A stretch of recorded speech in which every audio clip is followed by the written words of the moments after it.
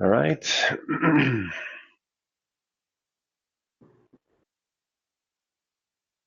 All right. Welcome to our Facebook Live event. I am Dr. Cory Frogley, and I am excited to have our special guest with us today, who is Andy Cleveland, our undisputable um, accounts receivable ninja, which, Andy, you got to give us a little background on how you acquired such an incredible name.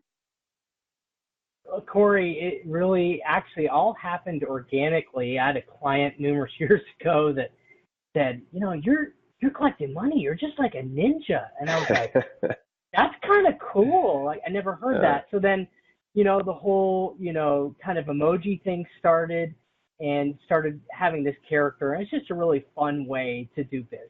So nice. yeah, it's just taken off from there. And now I live in infamy. That's right.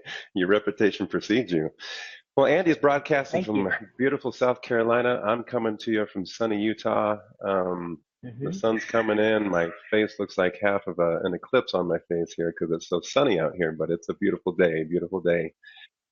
So we are bringing to you the really 5 practices to help you manage your AR. And this is all about the business side of healthcare and dentistry because I know from a practicing point, as I have doctor in front of my name, Hmm. that one of the most important things as we deal with accounts receivables in our clinics is really helping maintain the doctor-patient relationship because as we work with patients, we're focused on healthcare. We love the interaction with our patients, helping them feel better, get well, all Hmm. of those things. And the last thing that we want to have happen is a patient all of a sudden have negative feelings towards us because of an account balance or a bill or something that happens in those type of agreements. You ever see that happen in a clinic, Andy? Yeah, I mean, it's all the time. And we're really passionate about letting people do what they do best. And so we understand that, practitioners, they want to have their hand in someone's mouth. They love it. Now, for me, you couldn't even get me close to someone's mouth. I would run for the hills. Like, I couldn't be farther enough That's away, but it's that's not your why I'm gig, in. baby. I, That's not your gig. no, and that's why you're in your business as well. So yeah, we want to try to empower people to do what they do best. And for a practitioner, you want to be known for exercising clinical acumen. We don't really want you focusing on how to collect more money or being the bad guy. That's the last thing you want. You want to have that relationship with your patient. You really want to kind of take yourself out of the equation and let someone else help you with that. Yeah. No, I couldn't agree more. So let me bring up our presentation today that we're going to go through. And Andy and I, as we collaborated on this, really were able to bring together a presentation that I think is going to really open, hopefully some eyes and some doors and some different things. And this again is all about an anti-aging prescription for your accounts receivables because as Andy says, it's not like wine. We don't want it aging. It does not get better with time. So let's go through number one. First of all, is really recognizing how much your accounts are costing you, and there's an emotional cost in here, I would think, Andy, because I know that these doctors are working hard. They're taking on the responsibility of not just the patient relationship, but feeding their employees and taking on the responsibility of building their teams and the emotional investment that goes into that and making Hmm. sure everybody gets paid at the end of the day and your overhead is paid at the end of the day and supplies get purchased and at hopefully there's enough left over to actually put into a retirement account so one day we can actually enjoy the fruits of our labors. Um, but as we go through that process, as we talked about, there's this affinity that we develop with our patients. And we know that affinity Hmm. comes from making and keeping agreements.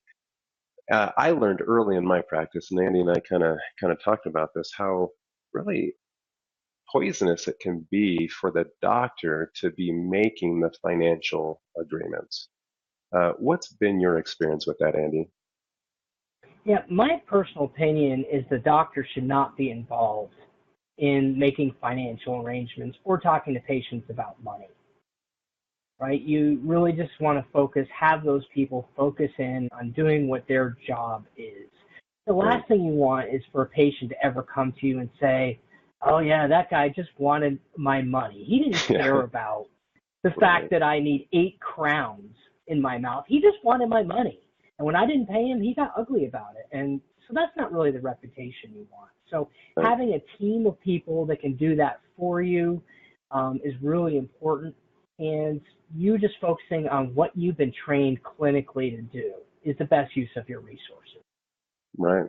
No, I couldn't agree more. And for coming from 18 years of practice experience, I absolutely agree with you on that. And so training our teams to really handle that and be the ones that can step in and handle that, taking emotion out of it. And we'll get into that a little bit. So what are some Well, of the hey, other hidden costs, or do you have something to add to that, Andy? yeah, well, I was going to ask you, this is right along your line of questioning, emotional costs. Corey, do you remember in your experience being owed money? And I bet you, do you remember the names of those people? Unfortunately, yes. Yeah, so that highlights our conversation here today, the emotional cost, which is sometimes much higher than the fiscal cost. Not Right. recovering, but that's just interesting that you actually still remember. So you can see how that can negatively affect you for years afterward, right? It's just not worth it. I agree. I couldn't agree more. And that's those costs that we're talking about, because most doctors don't really see all of those costs. And what are some of the other ones that um, talk about, some of the other hidden emotional costs? Yeah, I mean, mostly it's preoccupation, frustration, aggravation, and if that translates, if you're stuck on someone that has done you wrong, and I just heard this story yesterday.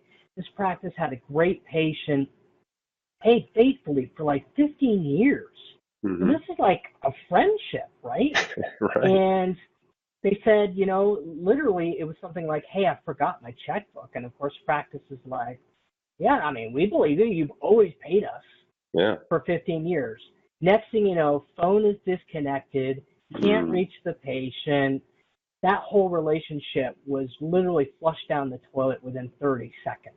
And, Wow. and it's a huge amount owed. So you've got that emotional cost. Does that affect you going into your next case? Right? It's Yeah. pretty tough to distance yourself psychologically from that. So a lot of times the cost can't be measured, but it's there. If that next patient you see reminds you of the old one, does that change a little bit how you communicate with and relate Mm. with them? And does that maybe not help you bond with that patient? Or does that affect your ability to close that case and Yeah. engage in more treatment? So there's a lot of hidden costs that people don't normally think about. People think cost, okay, how much does it cost to send a statement? How much time is my staff spending on the phone? What is Right. postage these days? I mean, those are sometimes nominal costs, although they do mount with Sure. time, but sometimes that is not the greatest cost. Yeah. No, I agree with you. And my good friend Dr. Mark Mosier, always says we didn't go to school to become bankers. Right. People don't show up to restaurants and say, "Oh, I forgot my checkbook. Let me get you next time I'm here." That just doesn't happen, and so it's crazy that it happens in our clinics. Let's go And on I'm to sitting on social media, they do x-rays and they're like, what do you guys think about this? Is this a malocclusion number 4? Does this person need an implant? And I'm thinking, I have no idea how you guys do that. That is totally amazing. I know my comfort zone, and respectfully, one of them, they said, hey, this looks awful. And I was like, man, this mouth looks perfect to me, but looks great. apparently there was a problem. So it just highlights how we all need to stay in our areas of comfort and expertise. Be an expert in what you're in, and which leads to hiring experts and making sure that your team is well trained. And you've done a lot of training with team members. And what would you outline are some of the most important training things that our doctors can do with their teams? Yeah, I guess the most important thing is having training is better than no training, right? So a lot of times you see actually very little training going on. Yeah. Hiring someone at your front desk, hey, this is a nice person. They used to work at $10 or $12 an hour somewhere else. Well, maybe we should hire them to answer the phone. Well, that's all and dandy, but it's a skill and art. And if you have, for every 4 people, you only schedule 1 new patient, that person can really be hurting your practice. So having training, how to pick up the phone, how to ask for money, engaging in group communication about the cases that day, whether it be in a morning huddle or some other type of group event on, what's coming up, what type of patients are coming in, maybe this person's always been problematic, and really working together as a team and delegating. I mean, it's important to cross-train everybody, but at the same point, there has to be someone that's going to verify the insurance. There has to be someone that's going to ask for the money. You don't want all 3 people to look at each other when it's time to ask for the check at cash out, and no one knows how to ask. So literally asking works so much better than not asking. And believe it or not, I've consulted with practices all over the country, and I'm amazed at how many people don't even ask. It's like dating, Cory. If you didn't ask your wife to marry you, would you have been so great that she would have married you anyway? I mean, are you that good? I know it wouldn't have worked for me. Be. Yeah, okay. Exactly. One of the things that I really have learned over just from experience is how important it is to get the right person on the right position. And so that person asking for money, it is so vital that that person doesn't have money issues themselves, because if they're having a hard time paying their own bills, if they're struggling financially, they're going to have so much empathy with the patient that when the patient says, sorry, I can't pay, they're going to be like, oh, okay, I understand that. Right. And that's going to kill your cash flow. And it's so important that you actually hire somebody who's financially stable. They don't have this emotional reaction to money. They can look a patient right in the eye and say, here's your balance today. Would you like to take care of that with cash, check, or charge? You got it. And break eye contact. You got it perfect. Yeah, it's vitally important. And listen, I feel for people, because there are people out there struggling. But you're right. If they're overly empathetic, or they naturally think that others are very similar to themselves, they're really going to do you a disservice. And then the flip side's true, that you could have and this is a personal experience. I was in a medical practice with my wife. We've been to this doctor for years. He's a fantastic ophthalmologic surgeon. And he's got some new people up front at his practice. And literally, we were yelled at when it was time to be seen and to verify our benefits. It was literally like, all right, Mrs. Cleveland, are you still with Blue Cross? Like, in front of everybody. It was so embarrassing. We were Forget HIPAA compliance. I was like, you've got to be kidding me. Wow. And so we found out that this person is a friend of one of the doctor's really good friends. Because we brought it up to him. We're like, we're not coming back if this is how we're treated. I hate to be like that.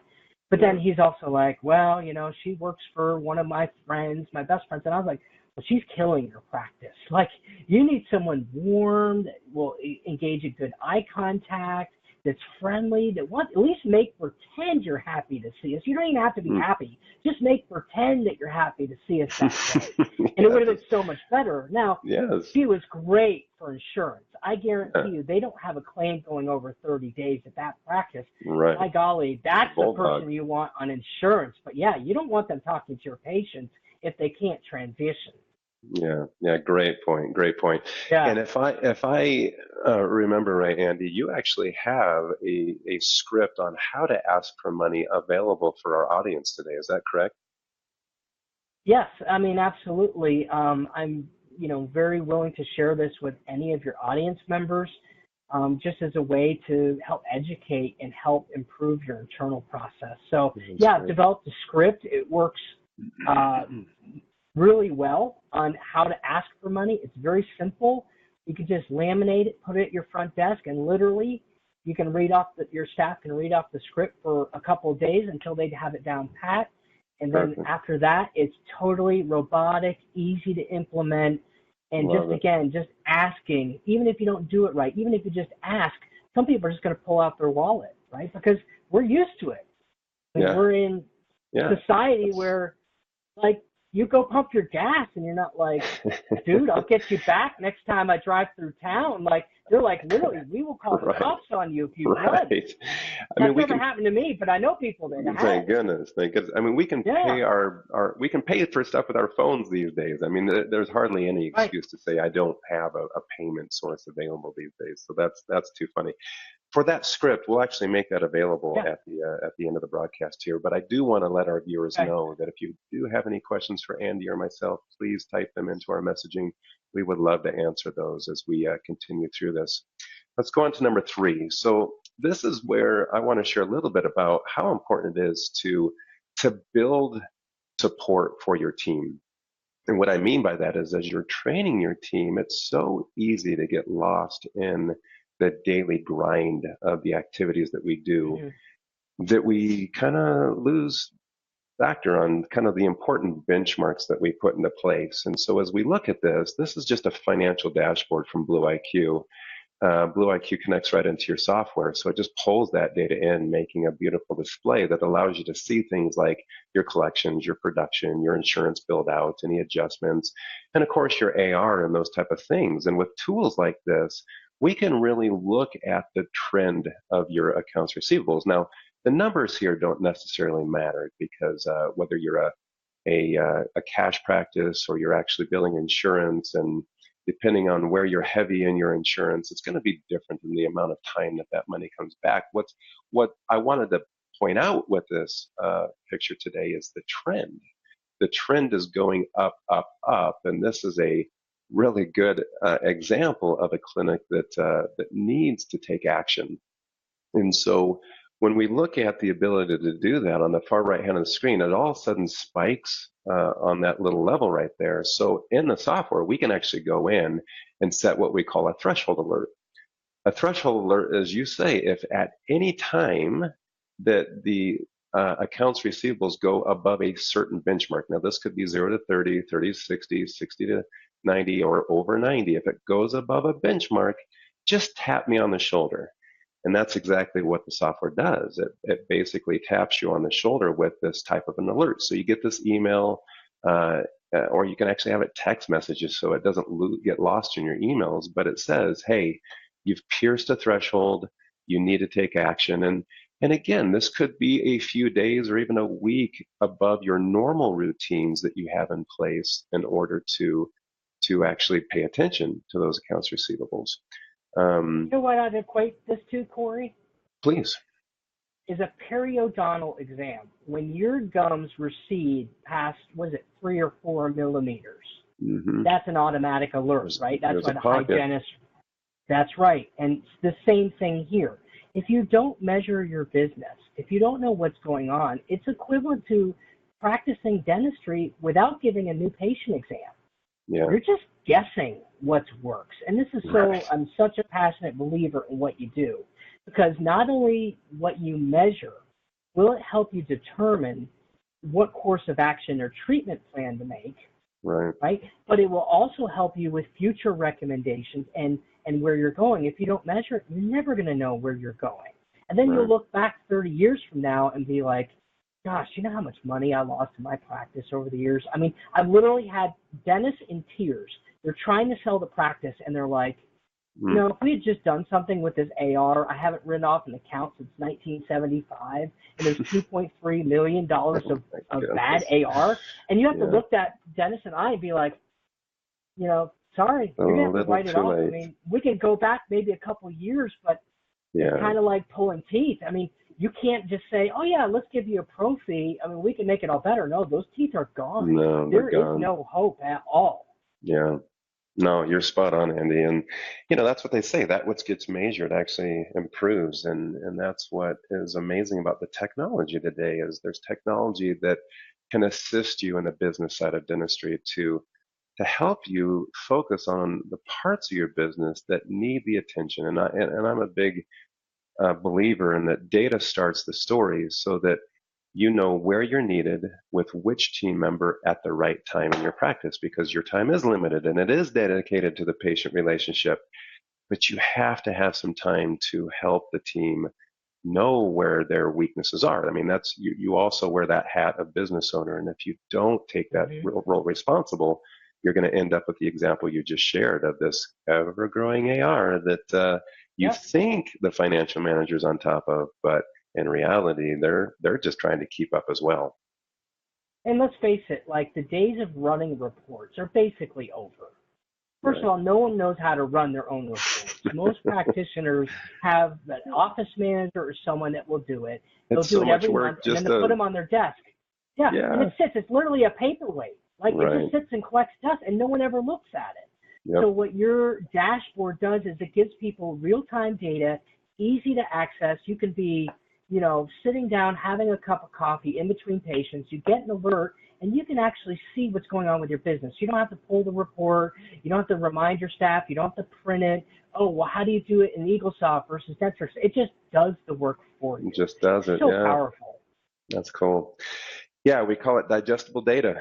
It's giving it to you in bite-sized pieces again to know when and where to act in your practice, which is fun. You know what's cool about that, Cory?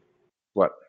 Is that even if you don't do anything and you measure things and your staff and everyone knows you're measuring, by that very fact alone, it's called the Hawthorne effect, right? We That's all right. had that in probably Science 101 in high school or Right. college. But just measuring it and people know that you're measuring it, they're naturally going to improve because they don't want to Yeah. disappoint you. It's Right. not like they're bad people, they No. just they don't know what they don't know, and that's exactly what your software tells you. Who are your star performers? Create some healthy competition.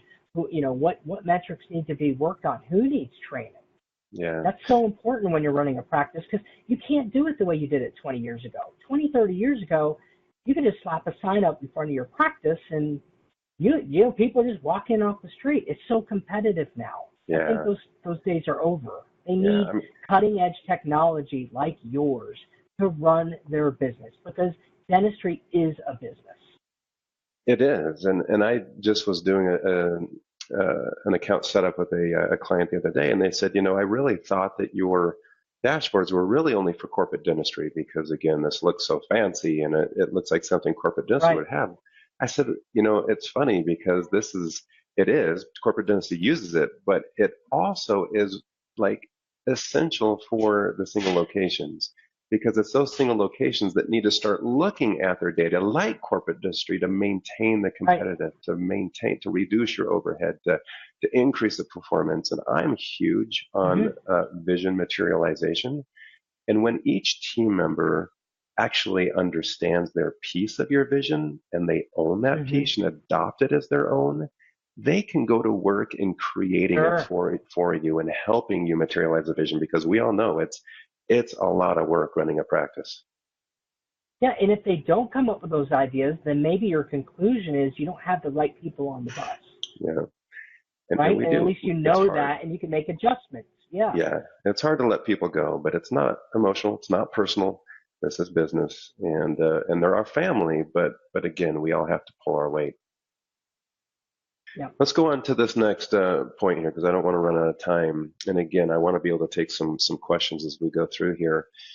But Andy, as I've run a practice and again managing our accounts receivable, it was hard with our team. I kept having my financial team coming to me and saying, "Oh my gosh, we need to hire more people. We need to hire more people." And I look at my overhead and Right. my payroll and where our percentage compared to our collections, where that is, and it wasn't at the healthiest ratio. So bringing on another team member was out of the question.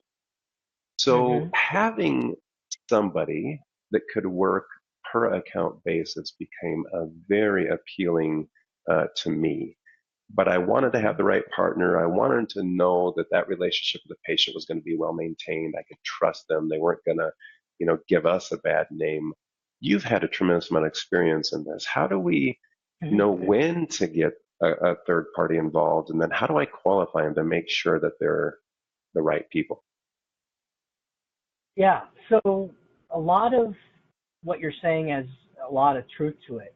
I'm a firm believer in quote unquote outsourcing, whatever your definition of that is, on things that systems can do just as well as people at less cost and less effort.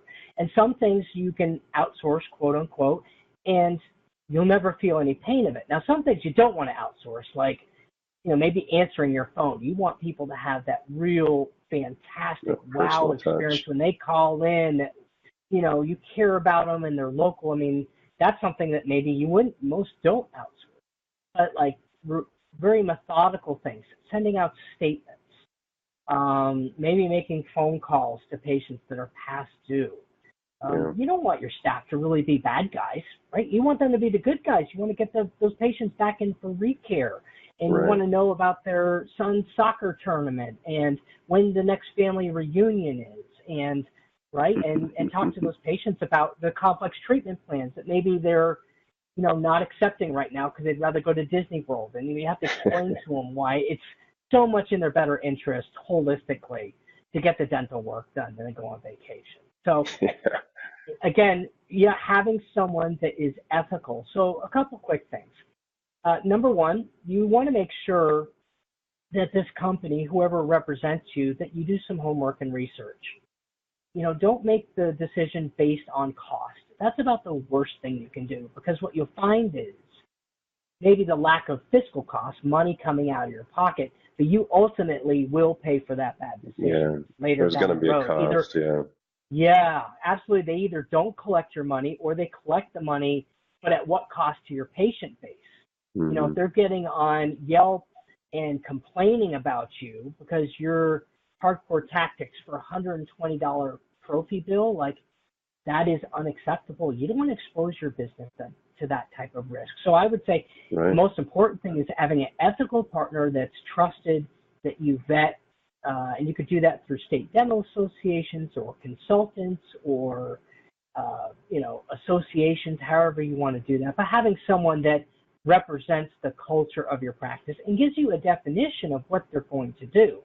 They have a process in place, and they're going to tell you exactly what they're going to tell your patient and when is key. Don't let them wing it, because what if, we're all imperfect, except for me. I know I'm perfect, You're but the ninja. rest of the people out there, but the rest of the people out there, you have flaws and stuff, right? So what if that person's having a bad day and they don't have a real script? They take it out on your patient. That can't be undone. That damage is done. Right. Does that make sense, Cory? Oh, big time, big time. And so take us through the win, because I know as accounts age, they become harder to collect. And it's from my financial managers that we've had over the years, let's be honest, they like to go after the low-hanging fruit. They want to go after the easy accounts to collect. They start to look at the ones that aren't responding, so they kind of kick them down the curb. And the next thing you know you've got an over 90 days that's just out of control. Yep. So is it at that point that I should engage? Is it sooner than that? And give us a little information about that. And then I actually want to show some technology that you guys have that, oh my gosh, if I would have had this in my practice days, this would have been incredible. So a lot of, your practice, I like to encourage practices to think prophylactically. We can all agree, and I'll use the analogy with dentistry. If you pull a tooth, it's painful, it's traumatic, and it can't be undone. And it's costly for everybody. It's costly to the practice because, there's no future dental work they're going to do on that tooth. Nope. Right? Costly to the patient. I've got a gap in my mouth, or I don't have any teeth. I can't eat steak. And I got infection going in there. Yeah, those wedding photos are going to look awful, or maybe I don't get the job that I want, or I don't even smile as much as I used to because, of my smile. So there are huge costs. So I like to encourage practices to think exactly what they're preaching to their patients. And that this happens. They beg their patients, come in every 6 months, brush, floss, follow this root scale treatment, whatever the recommendations are.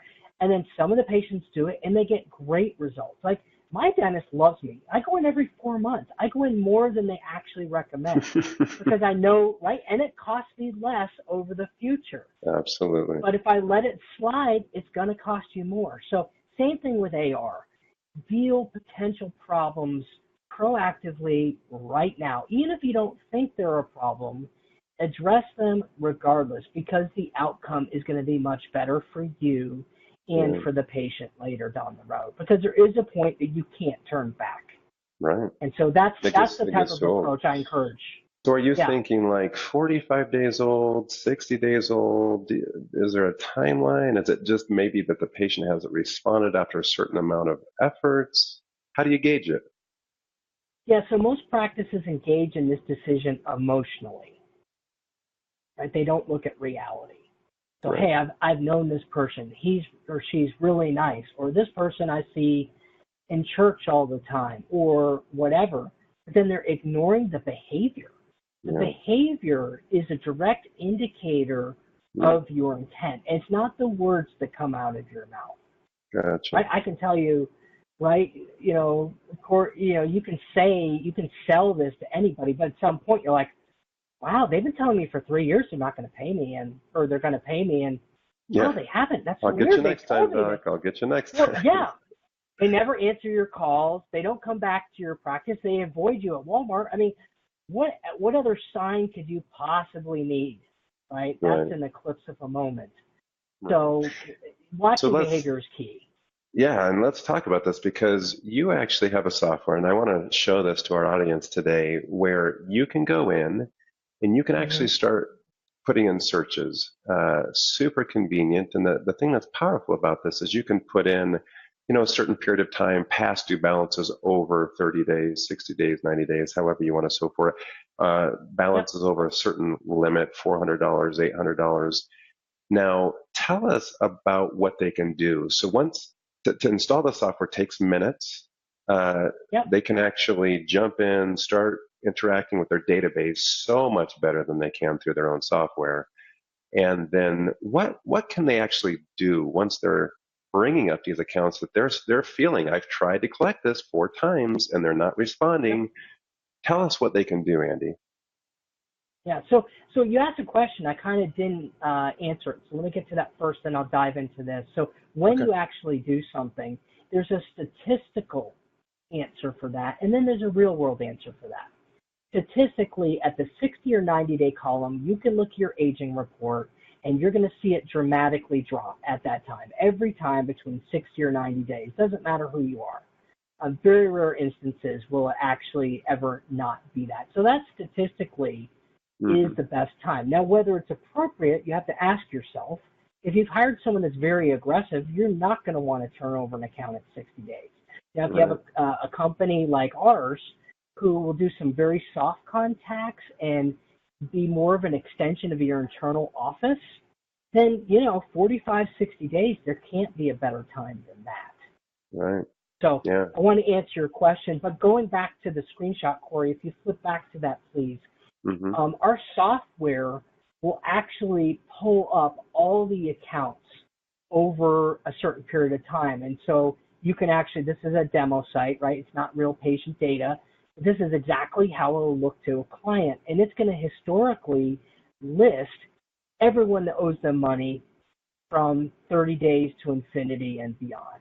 And so you can use this instead of pulling, the old school way of doing things is you pull a report, you print it out, you kill about 3 trees in the process because you have 80 pages come out of your printer. Exactly. And then you have to buy more toner. And then you go through it and you highlight it. And like, oh yeah, this guy told me to get lost the last 8 times. We want to get him, right? And you're bringing back flashbacks of 10 years ago. Stop sorry, it, man. This is painful. I know, it's traumatic. It's traumatic. I'm so sorry. So this will actually be a work list. And so this tells you the patient name is under the guarantor, and then it will tell the balance, and then it will tell the insurance balance, Cory. So most of our practices use this as a work list for insurance. Beautiful. And we're not talking about helping them with patient pay. We want to give them a tool that adds value, that helps them run their practice better. And we'll give this to them for free. And so they can say, okay, Johnny Alamia, what is going on? The insurance owes $461. Maybe it's Blue Cross or Delta or United. What is going on? I can't believe that I filed that 60 days ago. Well, maybe one call or maybe they need to attach a narrative, or they need to resubmit, then they can do that, take action, and maybe we never see that balance. And they bill the patient pays, and everything's hunky-dory, nothing to do with us.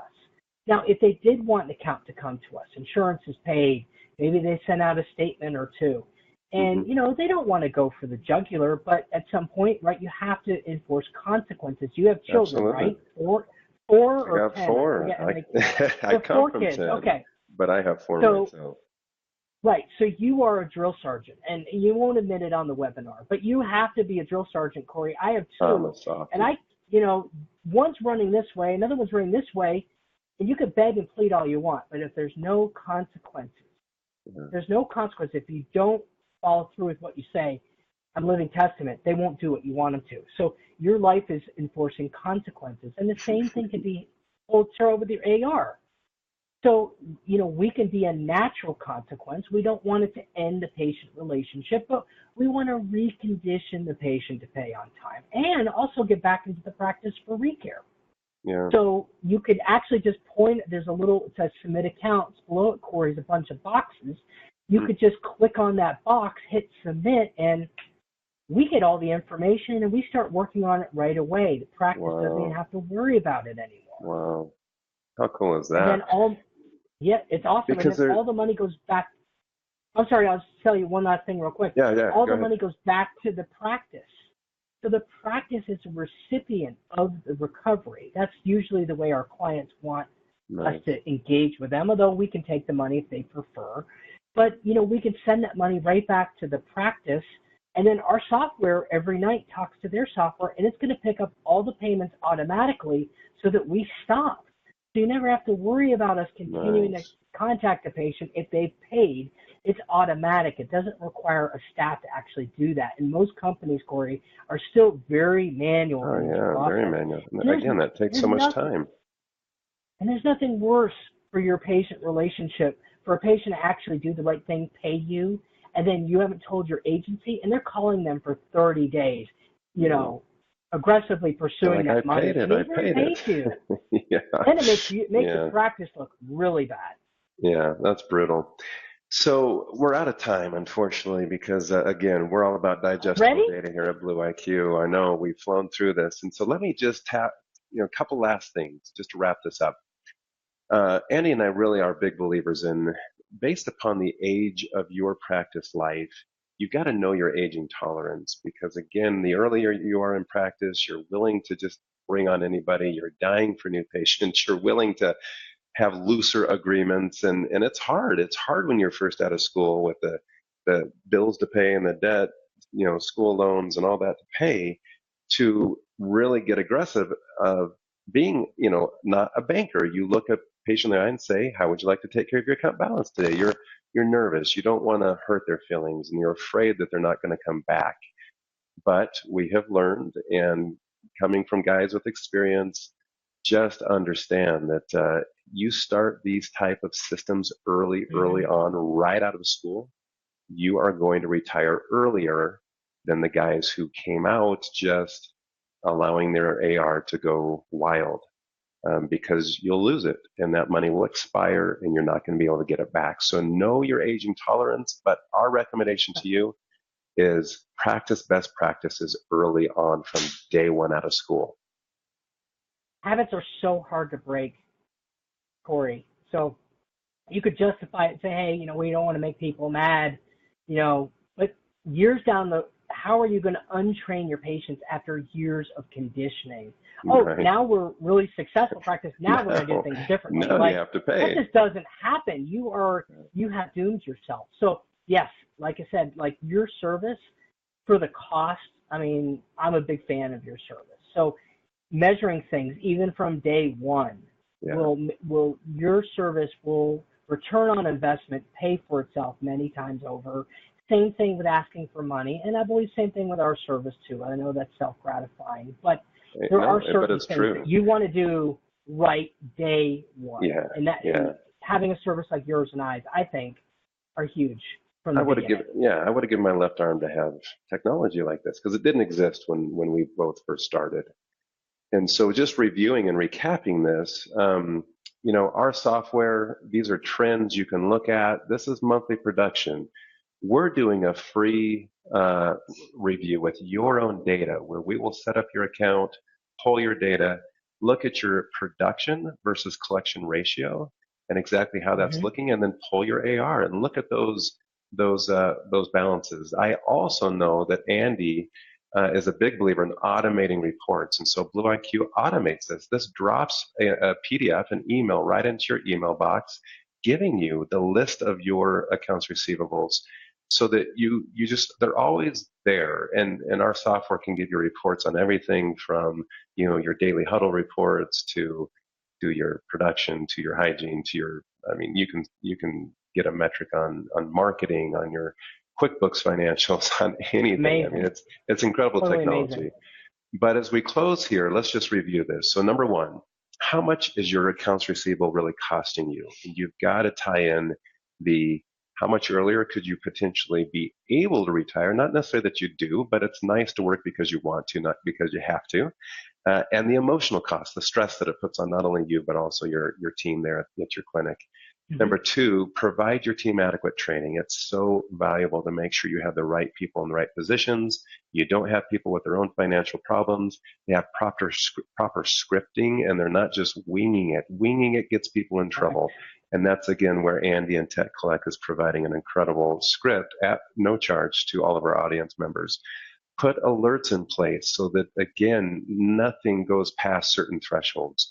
You can know when your business needs you, where it needs you, which team member, so that you can effectively run the business of your practice.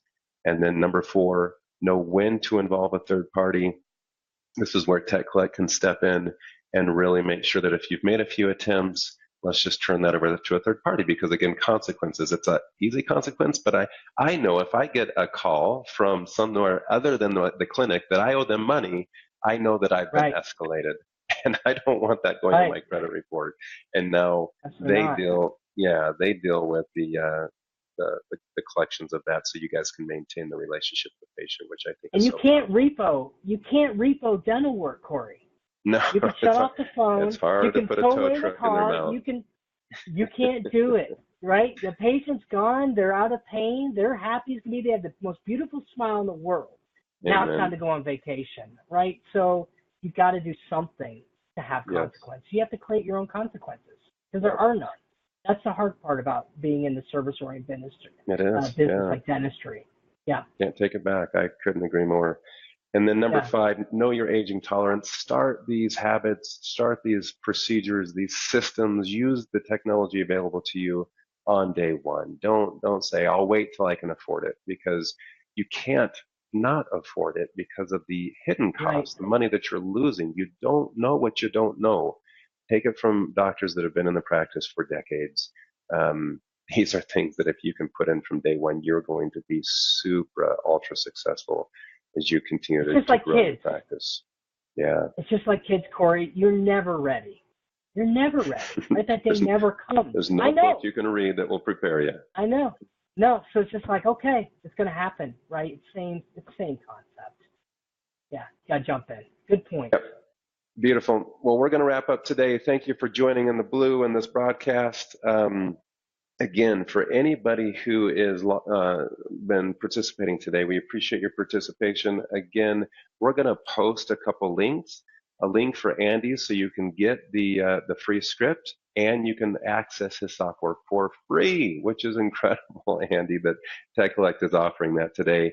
And then also for Blue IQ, we'll have a link for you right there on Facebook that you'll be able to click and go ahead and set up your free installations, so we can give you your free review of your data, being able to interact with your data and see exactly how things are trending and where you can improve in your business. So we wish you to get yourself in the blue with Blue IQ and Tech Collect. Thank you for joining with us today. Grateful for your participation. Corey, I Thanks, want to Andy. thank you so much for having me, and I'm so excited about your company and watching your company evolve. So very exciting. You do great work, so I'm encouraging the listeners to actually check out your software and do it. You'll be really happy that you checked them out. Oh, thanks, Andy. Appreciate that. All right, Yep. man. Enjoy South All right. Carolina. Have a great day. Have a great weekend. Thanks. See ya.